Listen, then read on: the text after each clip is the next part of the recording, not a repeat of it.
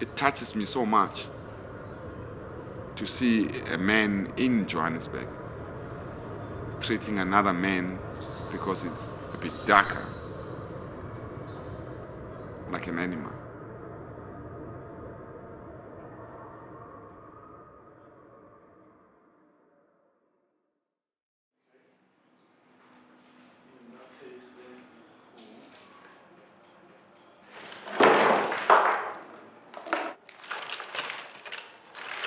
At first, when you're a child, you're not aware this is a profession, this is talent.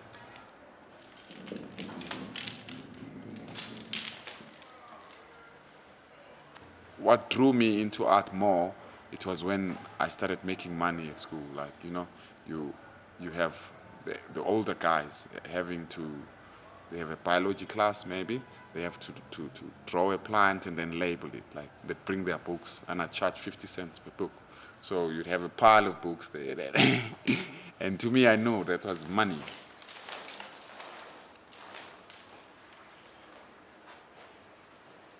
So then I noticed, yeah, I think I can do this. I love this. And then as I grew older, I noticed I couldn't shake this. I live art. I breathe art. If I inhale, there's a smell of paint or thinners. If I exhale, there's rags blowing away and, and artworks falling off. So I really, really enjoy it. And I think now that I'm practicing it like full time, I'm willing to die for it.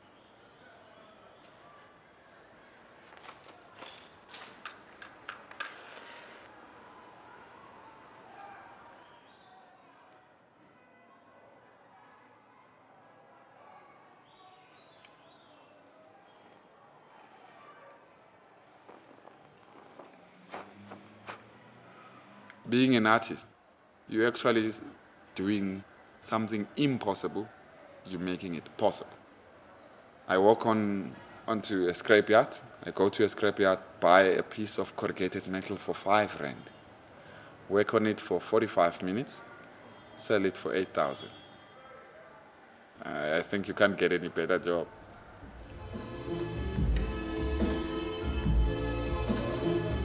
Like we as Africans, they used to sing to us, like they're trying to make you keep quiet, they sing, your mother's singing, or you're on their back, she's just tapping. Even the tap is a rhythm, and everything is just there. Like music is just something that is all over, and I think I'm privileged to have the ability to also splash my name in the musical structures, even in the African musical structures, even in the international musical structures. Because I know I've done things that will remain. It's dreams that have come out, just like these guys. They might be dead right now. Don't even know where they are, but this is their dream right now, and I'm still going through it. This is a dream to produce this, to make this come through, and for people to listen to it. And guess what? I'm still listening to their dreams. I'm still embracing their dreams. So that's music to me. If you're a lawyer, you'll be a lawyer, and you do your law and you die, and that's it. You know what I'm saying? But when it comes to music, I mean, it's people's dreams that don't die, really. They live on.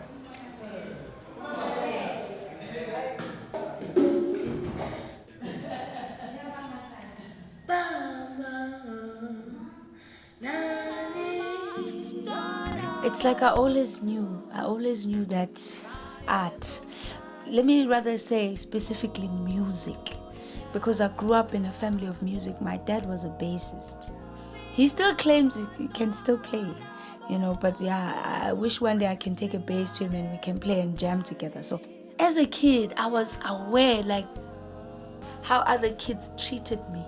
Like, that one can sing, and the teachers at crèche, the kindergarten, they'll be like, they'd put me forward, like, go, and I'd be like, why me? You're a child, you're also nervous, but they believe you can do it. Go. I believe the stage was this big, and they put me there, and I'm this tall, and they go for it.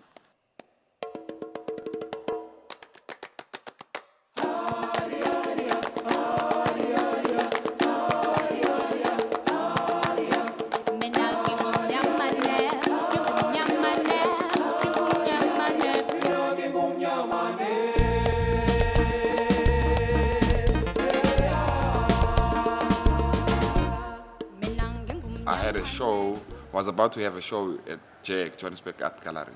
And then I got arrested at the gate, all because I somehow looked not South African. Because a policeman came up to me, didn't ask my name, where I'm from, no. He simply asked for my passport, and I'm normal. I had to ask, why are you asking for my passport? Why not my name and where I'm from? I think that's the thing I did wrong. Why did I ask that question? How we were treated in the police van and how we were treated in that police station, names we were called, kicked around, and everybody that was around was like enjoying this. It was fun. Men and women waking up, wearing uniform and treating people like this. But then again, I could see ignorance in these people. With the xenophobic attack in this country, I felt as an artist I need to do something. You know, I need to touch these people. I need to get their attention. No matter how I do it, they need to know. They need to be awakened. The best way I know how to do it is to shock you. Give you a mirror, like show you you.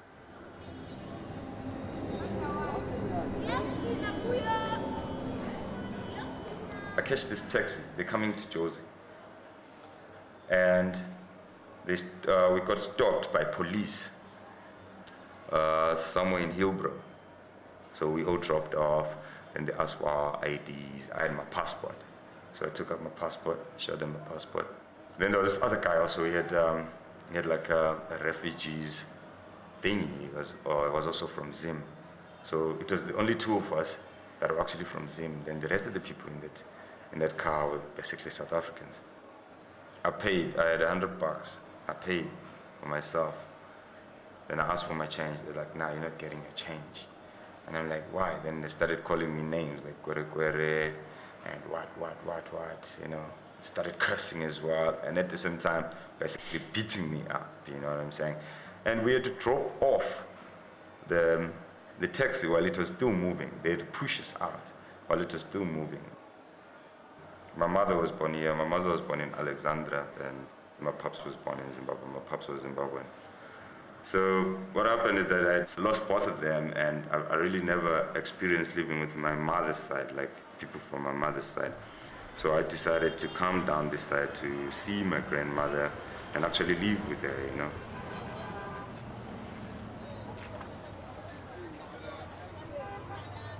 Xenophobia in Alex is alive, you know. It's just that right now it's being controlled. I know people's hearts, maybe they were like, no, the only way out of here is violence. Should we now slaughter each other for bread? Come on, now we are demons now. Alexandra was the place where it all sparked. That's where that whole xenophobic fire that bent the whole country, basically, it was sparked in Alexandra. Some of these foreigners had property, you know, they were working hard. They worked hard, actually. Most of the foreigners that I know as well work hard to support their children and families here and also in their countries. So there was a criminal element to it also. These people were trying to simply rob these people, you know, so that's why they came up with that.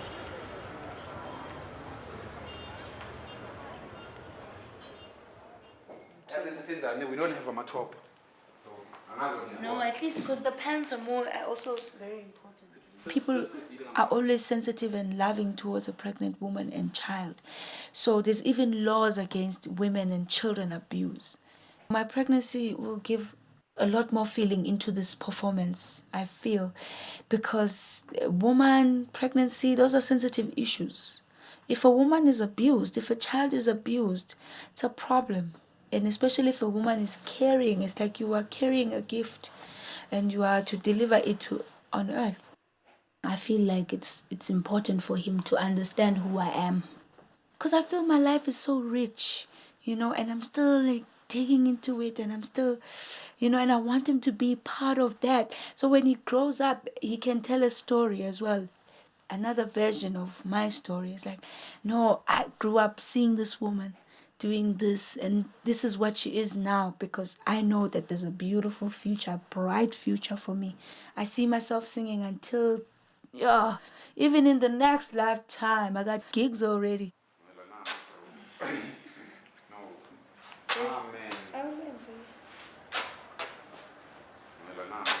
Being an artist is the greatest thing ever.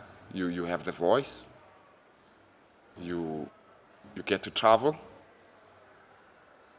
but you're lonely. So it takes away a lot of family time.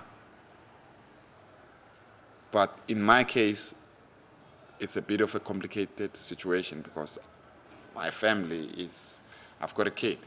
I used to have 2 kids. One passed away at age 2. And the situation, the way it happened, I wasn't happy. I'm not even happy today the way my child passed away. But I took it as a lesson. I talk of child abuse. I lost my 2-year-old daughter. She died in a tavern. She was left in a tavern, and she was sick. She had a running stomach the whole day. She was dropped off there around 10 in the morning. Around 6, I got a call. This child is sick. Only then she was being taken to the doctors or hospital, and she passed away like 30 minutes after that. Of course, at the time, you're crazy, you're mad, you have lost my mind. I don't have time to think what happened, and it won't help. I went through that like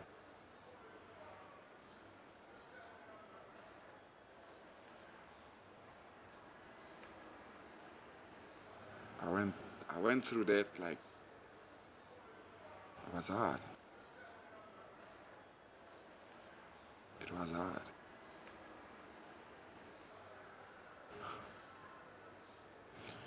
But then again, it's life, you know. And I feel this situation carrying on again with my son, not being able to see him. But we're leaving it to the courts, you know. But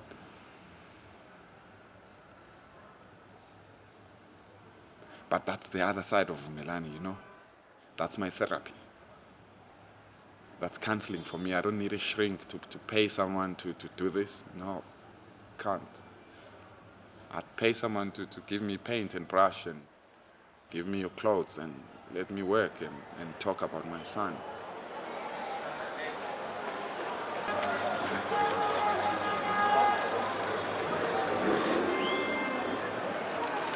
Now we're looking for food. You don't want to pick it up. Hey, we want to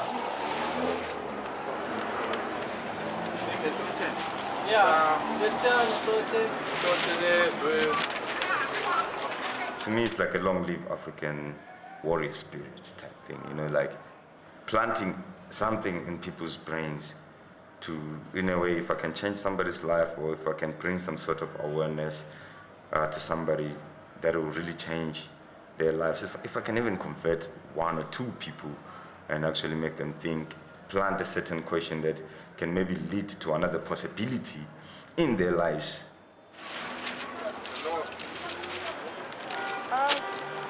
Bamba. Life for raping a man.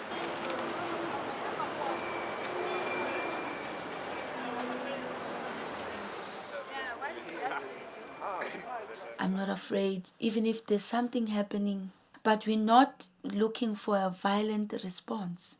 It won't even give you time to react in a violent way because it's going to be in an artistic way, which will tone it down because it's not a riot. We're not house, you know. We're simply walking, marching, and taking them back a little bit, maybe to help awaken what's dead in them. So the slaves will be very touchy and they will even add a texture to the performance itself, you know, and the chains and the torn clothes to remind them of their ancestors. Because we still are slaves, we believe that. Mental slaves now these days. We're no more in chains. The chains are off here, but they are here. the mind is locked. That's why these xenophobic attacks, that's like, come on. We're supposed to be over that by now. Now we're supposed to be going forward with a mind that's unlocked. We're supposed to be empowering the youth. We're supposed to be empowering the place we're living in. Yeah. You know? Red is a bit. Hi, maybe on my legs. Ah,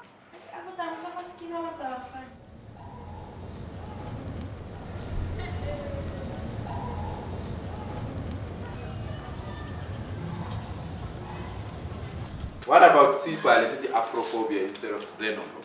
Afrophobia. Yeah. It's annoying, man. It's supposed to mean all races cover all races. Yeah. Manji Afro. Black on black violence. Yes. So Afro. You know why I put Afrophobia. it as blunt as that? But you know what? It's called Black on black, man. It's called xenophobia, but it's not. It's Afrophobia. Do you understand? I don't know. But I'm just hoping it's dry, even if it's not sunny, but it's just dry. One of those weathers. And But then if it's like the weather's like wet. this, we can't do it. We can't do because no it's time. gonna sizogula siphathe imikhuhlwane yabo. Nathi sizosifaka enkingeni yazi ukuthi we love what we're doing, but we must also consider the health. For me, as Vumelani alone, I could do it on my own, but now I need to have the whole group. But then you have, again, like ladies, like Pumla being pregnant. I can't expose her to this kind of weather. You know, I understand she'll get sick, so the baby's at risk. So we have to calculate a bit the options, whether we're doing it or not in that weather. But then we'll see. We'll have to sit down as a group and see what we decide on doing. So, I'm thinking me, Keith, Keith now, obviously. and maybe Usenzo Said or Franz. or Frank. Yeah. The little kid, no.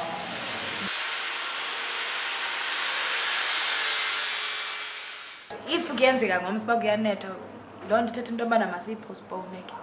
Like Yeah, what but- we're talking about, but asikho But lapho. it's not raining. Asikho lapho. It won't rain. It's done raining. You know? Yeah, we have to rain on Alex tomorrow.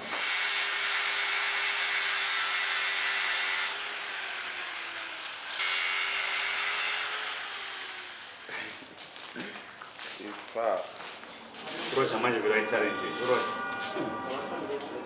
Manje manje.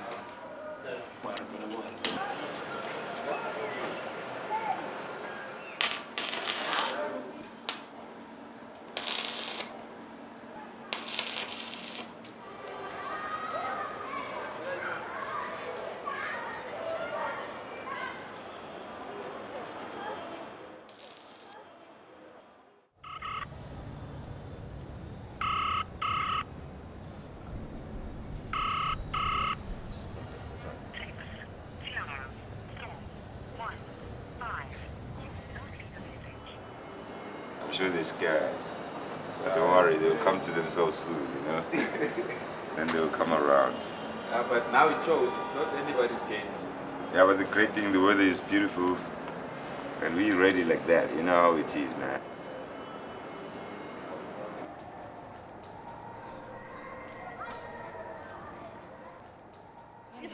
Yes, and so. It is the train was. Bring it upon.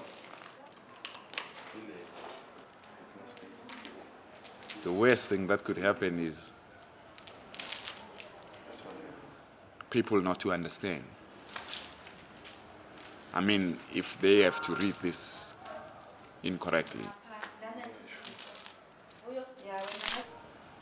I don't know what the response will be. But one thing I know for sure, it will reach someone.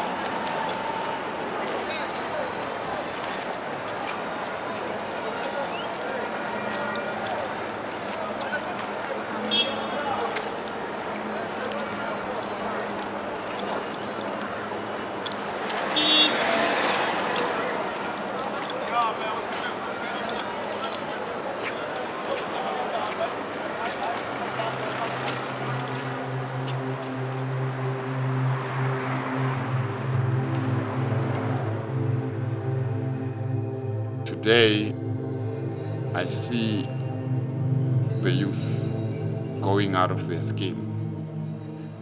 I see them dying.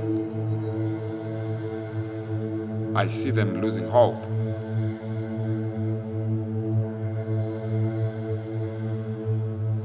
And that worries me. It worries me a lot. Like, it brings a question then. All the people that were dying for this country in 1976, all the struggle we went through, what was it for? It's not Ubuntu to hate another brother because he's darker than you. To me, that is wrong.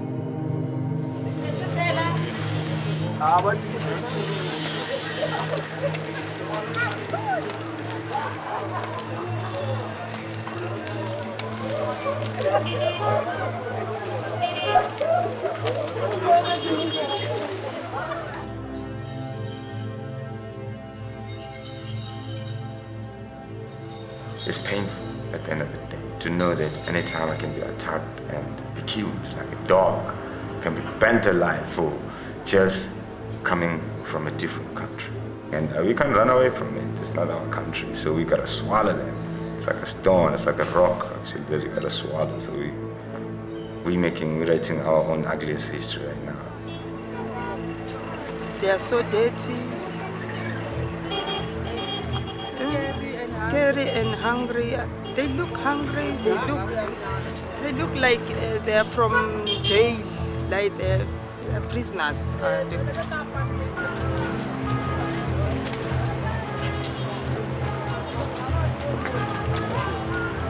I ke kutlwe pila because batho ba ke ba bona ma-shitset.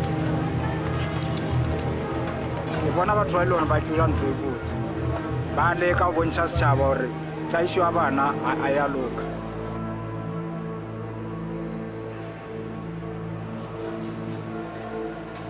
I feel guilty, like finding someone like this in the streets, you know, it's something like shameless. You know? It's really sad to see something like this, like in your neighborhood. It's sad. I don't have any words to express it. We feel a responsibility to enlighten people. If I can enlighten one person, I feel I've done my part. I don't have to change the whole world, but that one person is good.